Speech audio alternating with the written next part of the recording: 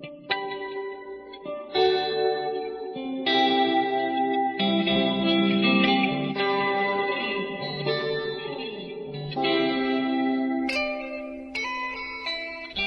ladies and gentlemen, those on the live call and those in archives later, we're still doing the series, A Government Built on Love. And I would like to subtitle this one, kind of a long subtitle, but it's part 3, Who Sets the Standards and Which Nations Live in Those Standards? I've been in Isaiah this week, doing my usual refreshing, and found some interesting passages that I'd like to toss in the air for us to help us understand where this part is coming from. And it's amazing that I don't really put these together in a fashion to fit the title or the series or the theme with any intention. It just always seems to happen. It's almost as though the Father has been given me enough that I can see what I need to see in almost every section of the Bible that He has me working in. It's a beautiful feeling, and it's very convenient as well, because I don't have to sit down and outline things as I used to years ago to put together a good study. It just seems to flow. Now, I'm hoping that this one's going to be a short one today as well. Last week, if you remember, we did a lot of reading out of Matthew Henry's work, which made it a little on the lengthy side. But we have to decide whose standards we're going to go by. Who sets the standards for our lives?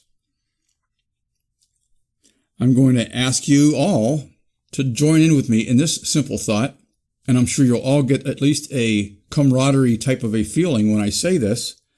But how many of you are so fed up with the computer world, trying to keep up with all the computer gadgets all around you? Not just the computer itself, but your computerized cars, your computerized televisions, your computerized everything. I mean, even your laundry equipment has to be computerized, and everything has microchips. Everything's got motherboards. Everything is so complex nowadays.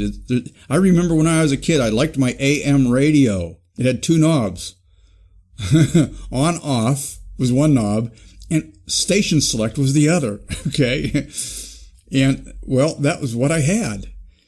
And honest to goodness, I can't help but feel that I'd like to go back to that so many times. Every time I'm up against one of these technological snafus that are all around us in the computer world, I see a bunch of pieces of equipment around me at the moment. Laptops, Chromebooks, several different phones, and I have computer-aided sound equipment for, of course, my other aspects, and all this around me, it's very confusing sometimes. And what I want to try and stress here is that the reason they are so confusing is because there's really no standards in that realm even yet. Although they keep trying to create standards, there's always somebody who says, too bad on those standards, I like it this way, right? And in the free market world, I don't see a problem with that. I have no problem with the fact you want to build a computer that you feel is more comfortable for the way that you run it, that's fine. But when it comes to a system that has to edify all of us, it has to work for all of us, in that realm, there needs to be some standards. So perhaps the internet itself and some of the major things on it should be a little better standardized so that some of us can grasp it with much more ease. But part of the problem is it is still a new innovation for mankind, a whole new technology, and it's growing exponentially as we speak, to a point that it's going to be very difficult to contain it, the new advances, the new technology, and all the new, shall we say, tangents that are taking off in those directions, before they will get probably to any kind of a standardizing situation that will be in any way comfortable for those of us that are trying to learn it and keep up with the pace of it all. I say all that to give you an example and a parallel to think on.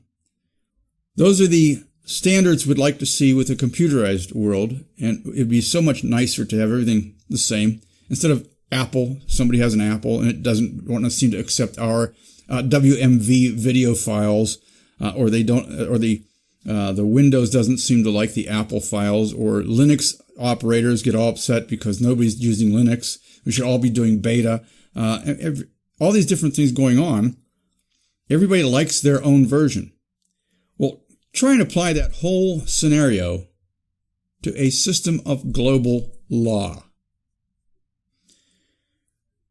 Who sets the standards in our law system? I'm going to ask you to look at this now in a retrospect way. We have a law system that was given to us from the very beginning so that we wouldn't have growing pains like we do with the computer and its growing pains. The computer and its growing pains, although the computer is very helpful if used properly, it can also be very damaging in the hands of those who want to use it for corrupt purposes. And I think we all know that. Now, I'm talking not just the computer itself, but all the computerized products around us. There are a lot of computerized products. How about even just, let's consider the military. Look at all the evil stuff that the computerized military world is throwing around now. They could send smart bombs right into somebody's exact living room, have it land exactly on just the right quadrant on their floor. We don't need that kind of technology. We need technology that's going to improve things, not destroy things. But of course, as it always is in our society, because we don't first have a desire to stick to the standards of law built on love and compassion for our brother and our human man counterparts. I don't like the word human again. I just too used to saying that word over the years. But if we don't have a system of law to keep us in harmony with one another, to keep us in line, that we don't hurt one another, of course, then we get way out of hand with other things like the computer and like the computerized products that then create additional warfare, damage, pain, and suffering, death, destruction, call what you will. So who sets the standards? And which nations live in those standards?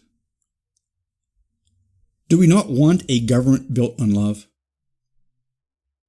Would we not much more appreciate a government and a world system? Yeah, I'll take a one world government, but I want mine to be the old world order, the way it was in the times of Adam and Eve, when the Father set the standards. And when Adam and Eve, even after they goofed up once, they realized, hey, we got to follow these rules. But of course, as our nature is, we always want to step outside those boundaries, don't we? We want to create our own rules. We want to set our own new standards. There's a fellow here in town who I've had a lot of encounters with over the years and had given me a lot of trouble over the years in a way that I don't want to bring up, I don't want to give it a name or anything, but we had an encounter just yesterday that was, shall we say, above what I'm used to voicing myself as. I got a little upset with this guy because he's been pushing my buttons for about 16 years now. And we got into a discussion. Actually, well, I was talking to someone else. This guy came in and interrupted our discussion, trying to butt in, and he had no business actually even walking into the discussion.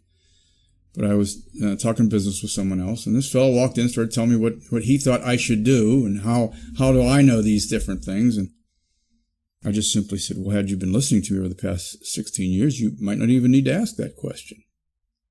And I said very nicely and very politely, and turned back to my other friend to keep talking. And, well, he had to stick his hard nose in there a couple more times. Anyway, bottom line, I said, there is a rule system in the world, and God created it. I said, if we went by that rule system, we'd all be in harmony right now. He says, oh, no way. I said, well, whose rule system do you go by? And he pointed right to his chest. He says, my rules. And this guy's a Catholic, and he's very wealthy, and he seems to think he owns the town in some ways. And he likes to be loved by everybody. But he says, my rules, in a very pompous way, almost as though he was a pope himself. And at that point, I knew that there was no sense in going any further with him. But that's the attitude of a lot of people in this world right now. Flush those rules of God, right? Flush that Creator's rules right down the commode. Because my rules now stand. I'm here now, right? Now, I know I've touched on this a lot of times in the past. In fact, it's even in my book, Bullies for Satan, on around pages 28, 29, how everybody wants to have their own sins of choice a little more lenient in their direction so that they can imbibe when they felt up to it, okay? And that's what causes the distraction in the first place, is our own desires and our own lusts to go in directions we want to go. Why do we do that? It's because of selfishness. It's because of lust. It's because of greed. It's because of pride, which are also sins against Father's system of love. So we have to understand that the entire system needs to be returned to the Father's standards. And what are His standards? He narrows it down, as I said in part 1, narrows it down to love thy Lord thy God with all thy heart, soul, and mind. And the second is like unto it, love thy neighbor as thyself. Those two then act as the folders that hold the 10 Commandments. And the 10 Commandments, because they can't be narrowed down into pigeonholed areas, then in various ways hold all the other laws and statutes, and of course then the judgments have to fit all within them nice and neatly as well. Now that system, the criminal world and the criminal mind and the sinner does not like. So the criminal mind that wants to go completely outside that realm and doesn't even have a desire to have any compassion or compromise with the goodness and wholesomeness of that original system, then preys upon the people who are lukewarm, causing them to believe that they needn't follow that system at all and look at a neutral system of some kind, or a system that isn't quite as strict, let's say. So they create churches that have all kinds of different deviations from that Bible. They're called denominations. Now, if the main huge big church, the Roman Catholic Church, can't get you into their big church, well then they'll be happy, just as happy, to get you into one of their Roman Protestant churches, which are now completely controlled through the 501c3 charters, through the Vatican. The Vatican basically indirectly, through the Admiralty papal bulls that control this country, through those who didn't understand this. And of course, this doesn't even exist, but because they think it exists, because they have the guns, they have an artificial system in place that Rome then controls through the military in an artificial system. Of course, there can't be a real one because the Father runs the real one. So there's a real system of the fathers. There's the artificial one that is generated out of the beast Antichrist, out of Rome. It then trickles down out of that through the crowns and through several other areas into the admiralty jurisdictions of the lands they claim to own, as we've gone through in some of our earlier videos. And of course, then those governments run under those admiralty court systems and legislation systems, then write laws to do what? To control the churches, which then no longer then are true churches, but they are actually what?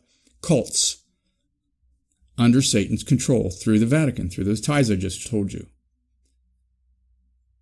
That's all set up in a way that is parallel to this analogy I'll give you. And I know some of you have heard this probably dozens of times before, but an analogy that some new folks might want to hear, because I don't know that I've actually recorded this, but it's been in a lot of live conversations. Imagine that the Father, when He created Adam and Eve, said, come on over, kids. I just created you. Come on over. I've got a little ice cream stand here. Try some of this pure white vanilla ice cream. It's wholesome. It's good for you. And I'm sure back then He made out of unprocessed cane sugar, everything that was right and correct, the right milk, raw milk, everything else was probably very wonderful stuff. I'm sure it was absolutely perfect for the human body. It might have been just like manna, but sweet and wonderful, just like a kid would like it, right? So this is the most wonderful ice cream you've ever had in your life. Okay, let's just imagine it that way. And so Adam and Eve are having a wonderful time eating this wonderful vanilla ice cream, and things are going wonderful in the garden. Well, Satan stops by and he says, wow, God's getting all this credit, he's getting all this glory, and here's lowly old me crawling around on my belly. Well, he wasn't crawling around on his belly yet, he was almost there. He was crawling around on his pride. How's that? It's the same thing almost. His slimy little belly, his pride. And he's crawling around. How do I get these people away from him and to worship me? So what's he do? He sets up an ice cream stand on the other side of the street. And he has to have a different flavor. Because, of course, if he had the same flavor, they wouldn't come over to his side. And he's afraid to tempt Adam because Adam seems a little bit too logical. Maybe Eve might be temptable. Her emotions, he might be able to play on her emotions and get her over to his ice cream stand. So he sneaks over to Eve when nobody's looking and says, hey, Eve, come on over to my side. I've got a new ice cream. This is strawberry ice cream. You got to try this. This'll make you like gods. It's going to be so wonderful. You're going to feel like a god when you're done with this one. And Eve says, oh, is that right? No, but God says not to do that. And Satan says, yea, hath God said? And so basically Eve says, all right, I'll try it. So she tries it. And what happens? Wow. The whole world changes, doesn't it? All right, so time goes on. Satan can't get Cain to bite on the strawberry. Cain doesn't like strawberry ice cream, maybe. So he has to invent chocolate for Cain. So then Cain slays Abel. So you get the analogy at this point. By the time we get down to where we're at in our generation now, Satan has, oh my goodness, Baskin Robbins has 33 flavors. They used to broadcast. That was their advertising number. But let's say Baskin Robbins had 33. I'd say Satan probably has 33,000 at least different types of religions you could fall under. And yet the Father's still on the other side of the street, all by himself with just his one single wholesome ice cream. But that's the issue. Father set a standard of how to satisfy the palate in a wholesome way. And Satan had to invent thousands of different ways to distract you into ways that are unwholesome. So Satan created these many flavors of ice cream to distract us away from what I would say is the perfect standard for getting along with one another in Father's perfect garden, which that's what it would be, had no one gotten into that system and ruined it as Satan did. For the average person, I would say that this analogy will help them to understand that that's where all of our distractions and deviations take us. Every single one of us, and that's myself included, all want in our hearts, in our sinful nature, we want to see our own sins of choice favored a little bit more by the Father, that those laws, those statutes, those judgments may not be as much of a possible deterrent for us, that we don't have to concern ourselves with them and we can walk away. Which is, again, that's what denominations basically mean to me. When people say, what denomination are you? I say, well, the word denomination causes me to think, well, which way do you deviate from the Bible? And I don't. So I'm not in a denomination. I follow the God of the Bible and his word. I like his standards. I like his government and his entire system of moral structure that he has set up, built on love. If you follow his system and you don't deviate from it, and we all do that, it's very, very wonderful. Now, some would say, yeah, but if everybody does that and everybody does the same thing, then, we're all like robots. It's, oh, no, au contraire. Have you not heard the passage, the perfect law of liberty? And here's where that makes a big difference. The Father only has 10 commandments, 10 basic aspects of his law system. They say that all these laws, statutes, and judgments would be so overpowering and so restrictive. But there's only, at the very most, even according to the Jews themselves, 613 if you add them all up. And that's their count. So, it depends on how you actually look at them. But in general, that's it, 613 at the very most, describing things like that.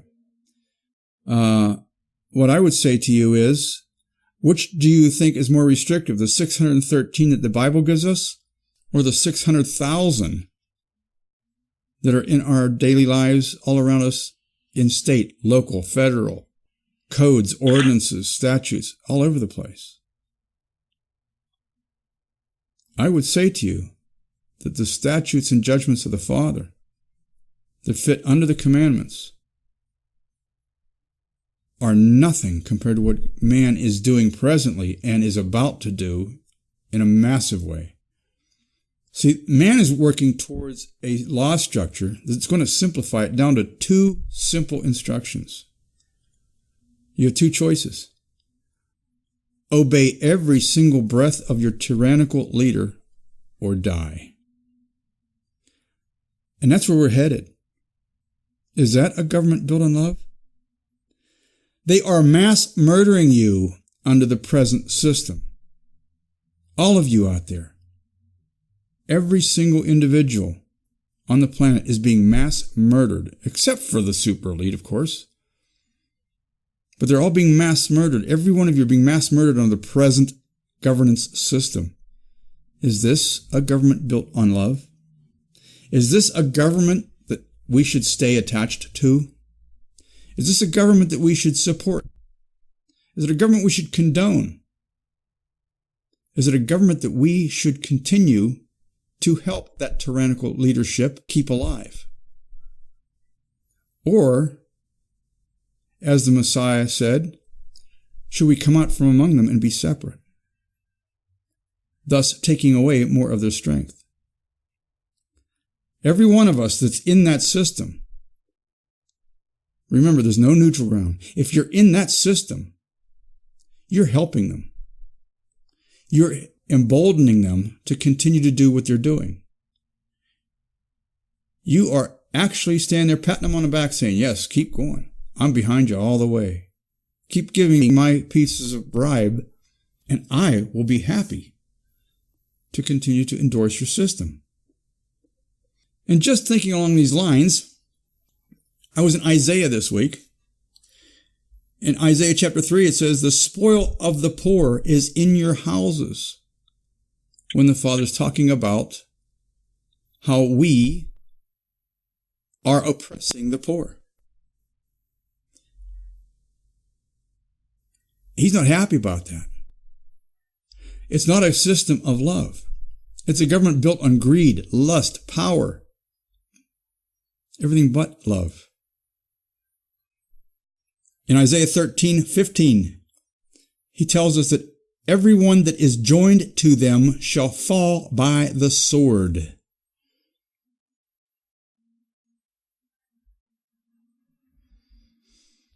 That's scary. I sure hope I'm completely disconnected in ways that I make sure there's nothing left that I haven't found yet. You know, some magical way that they've found a way to trick me into something that I didn't even sign, you know. But all I'm saying is, the Father does not want us connected to any part of this beast system. Come out from among them and be separate. Separate doesn't mean a little less close. It means separate. It doesn't mean hold hands with a little less love. It means be separate. In Isaiah 35, verses 8 through 10, he tells us something very similar. And I have just notes here. Maybe I should actually look that particular one up, because I want to read this one and get this one verbatim, and then we'll highlight it in a minute. So, and an highway shall be there, and a way, and it shall be called the way of holiness. This is prophecy about the end times. The unclean shall not pass over it, but it shall be for those, the wayfaring men, though fools shall not err therein. No lion shall be there, nor any ravenous beast shall go up thereon. It shall not be found there, but the redeemed shall walk there. Redeemed shall walk there. And I'll tell you, verse 10, that's even better. But think about it, a highway. What's the original word of highway? Remember when the Romans built roads? And they built aqueducts. They were so good at building aqueducts that sometimes they would cause a road to be actually kind of high over top of a city to avoid the terrain, or to avoid the ditches and roads. It's sort of like we build bridges today, but they'd make them for a good couple miles to get over real rough terrain. So they were called highways. They were built to level out the terrain. Well, they were called highways. That's why you see here that it says, no lion shall be there, nor any ravenous beast shall go up thereon. It shall not be found there, but the redeemed shall walk there. Verse 10, and the ransomed, a big word there, ransomed of Yahweh shall return and come to Zion with songs and everlasting joy upon their heads. They shall obtain joy and gladness, and sorrow and sighing shall flee away. Wow, I love that. Okay? Now, you've heard me talk about it in where I look in Scripture. All these things are fitting more and more. The more I read the Scripture, the more I understand it. The more I understand it, the more it fits. Precept upon precept, line upon line, here a little, there a little, which is also in Isaiah, by the way. This all fits perfectly. And we keep adding to our understanding by continuing to study it. Study to show thyself approved. Okay? Meditate therein day and night, Joshua 1:8. We have to continue to stay in this. We understand that we who are joined in with these people and who are doing the wrong things are going to be punished. Now, there are a lot of people out there with great wealth. There are a lot of people who have great wealth because of something that is not commonly thought of in today's world. They have great wealth because why? Because they're in a country that's on the receiving end of poverty and slavery. Now, I've said this for a long time, that I do my very, very best, because I can't tell for sure in a lot of cases, but I do my very best to not buy anything that isn't American made, or isn't at least made in some real free society somewhere. But they call the China the People's Republic. Yeah, right. Okay. Anyhow, so we have a lot of goods and products in our homes that come from, well, like Walmart and a lot of the other big box stores that have stuff shipped here from countries that mass produce this stuff under slavery conditions, where the slaves that are in those countries make probably 3 cents a day. Okay?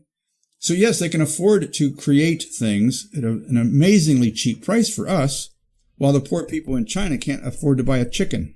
Okay? What I'm saying here and bringing all this forward to you is, as we continue to stay a part of this beast system, even in the bigger, larger ways, we will never learn the littler ways until we ourselves are oppressed and we ourselves are trodden down and we ourselves are fallen by the sword. Until we have been overcome with famine and pestilence, most of us are not going to wake up. Most of us are not going to want to wake up, because it's going to be too much of a shock to our system to want to wake up, because we haven't slowly but surely worked our way out of the system. People are scared to death of not being completely, luxuriously comfortable, because they're spoiled to death. Again, let me go over some of these passages, and then I got one more for you. The spoil of the poor is in your houses, Isaiah chapter 3, and I don't have the verse on that one, sorry. And everyone that is joined to them shall fall by the sword, Isaiah 13:15. Why? Because that system is not a system of love, and the Father is doing all He can to explain it to us. He wants it gone, but we're supporting it, so how's it going to disappear if we are benefiting by it? I think it was last week on these calls, not the other ones, I think it was these calls, where I mentioned how we are triumphing in others' oppression. Yeah, it was this call. We're triumphing in others' oppression, and that is what's happening as well. We are triumphing. We are glorying in the oppression of others. It's a system of bribery that we're in. Yes, take my neighbor's sweat equity. Just give me a piece of fruit from the tree when you get it off of them. That's how it works. And of course, who gets the biggest chunk? The tyrants, the oppressors. So you're helping them. And the remnant shall be very small and feeble, though. That's Isaiah 16:14. You can see also Isaiah 17:4-7. I'm not going to read that one. It's all about how there'll be a small remnant left. There's going to be very few of us. And so for the folks who say, why aren't there millions of people following if they got it right? Well, because the same reason that Christ was crucified. I'd say if anyone had it right in this world, it would have been the Messiah, Yeshua himself. And look what the multitudes did to him. They crucified him. At first, when he was feeding everybody and healing everybody, boy, everything was wonderful, wasn't it? There's a lot of people out there that want to be praised and glorified because they can feed and heal people. But as soon as they start talking about the law, what's going to happen to them? Everybody's going to walk away, aren't they?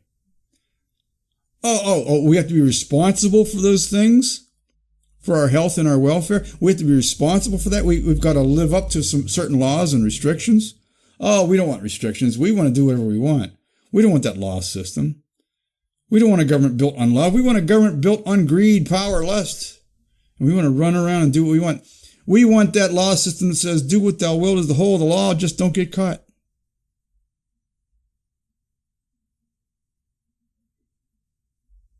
And everyone that is joined to them shall fall by the sword. I want a government built on love, folks.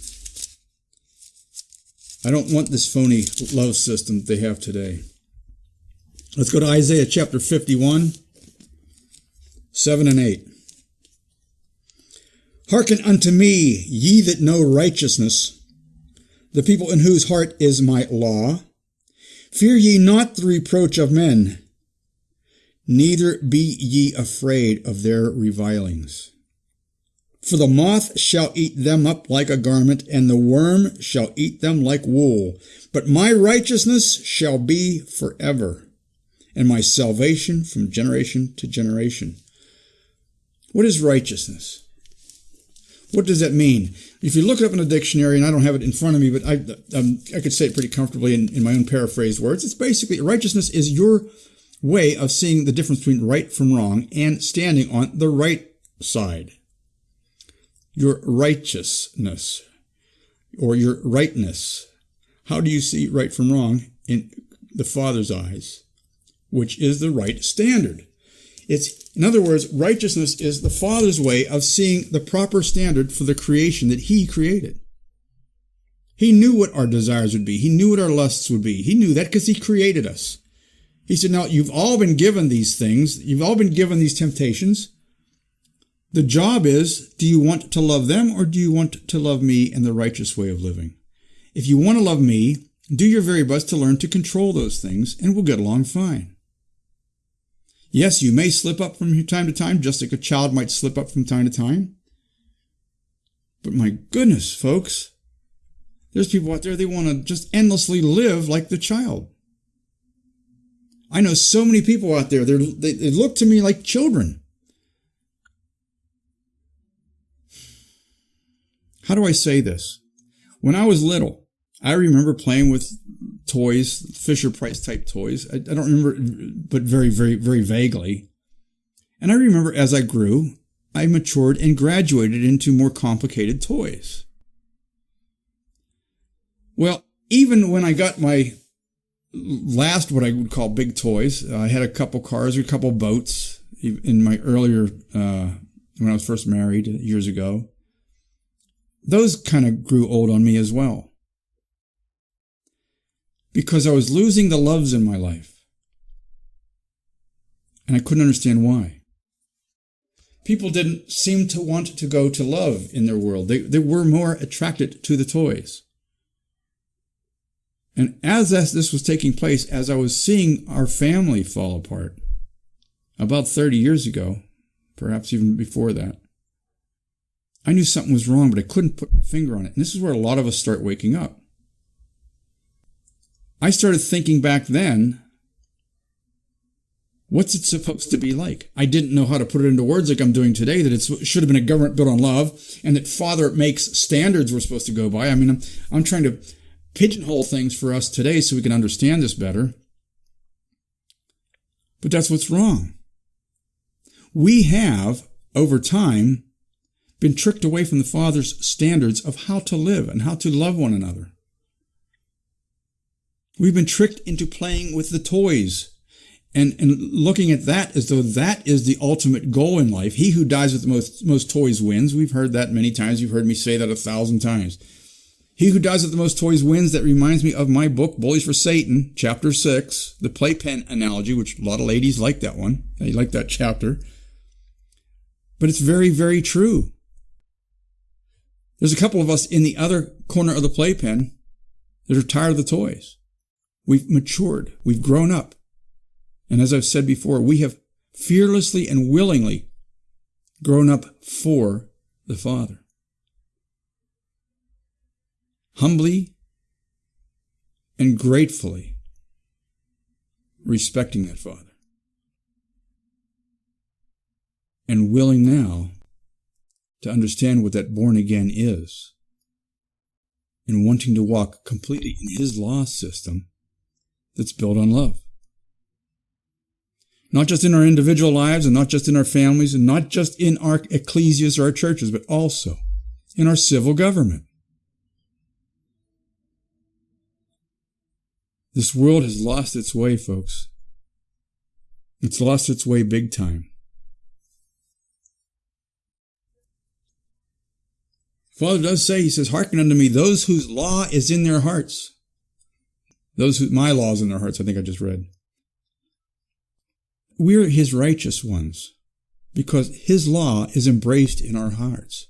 Those who do not like His entire system and only like bits and pieces of it and want to pick and choose it like a cafeteria law system, those folks are in trouble. They just don't know it because they're too busy trying to find ways to stay immature according to that system. They still want to run some stop signs, as we've talked about before. They want to barrel through some intersections, just hope they don't hit anybody with a walker and run them down. Again, I prefer a government built on love.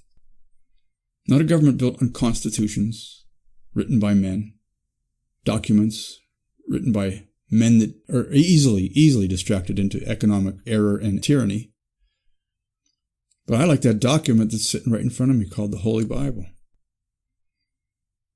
I've never seen anything like it in my life, have you? It's the perfect law of liberty. It's the perfect law of love. Psalm 19, the law of Yahweh is perfect. The more you look at it with a real true heart that wants this evil to end, the more it makes perfect sense. All right, well, I tried to keep it short. Remember, whose standards are we under? Basic standards. Back to the computers. The computers are crazy confusing right now. And if you're not kept up with it and schooled with it every week or so, you lose track, you fall away, you have no clue what's going on with a lot of it. Morals, God sets them. Yahweh in heaven above, He sets the rules. All we have to do is follow what He says. We don't need legislators. We don't need congressmen. We don't need anyone but His book, which is the Word made flesh, Yeshua Himself, the Word made flesh. He was the perfect living, walking example of that book. And yet everybody wants to twist His words around, call Him a liar, tell Him He doesn't love His Father in heaven, although, as I sent an email out just yesterday, He and the Father can't be lying. They can't be at odds with one another. And in verse 15, He says, if you love me, keep my commandments. He and the Father are one. His commandments are the Father's commandments.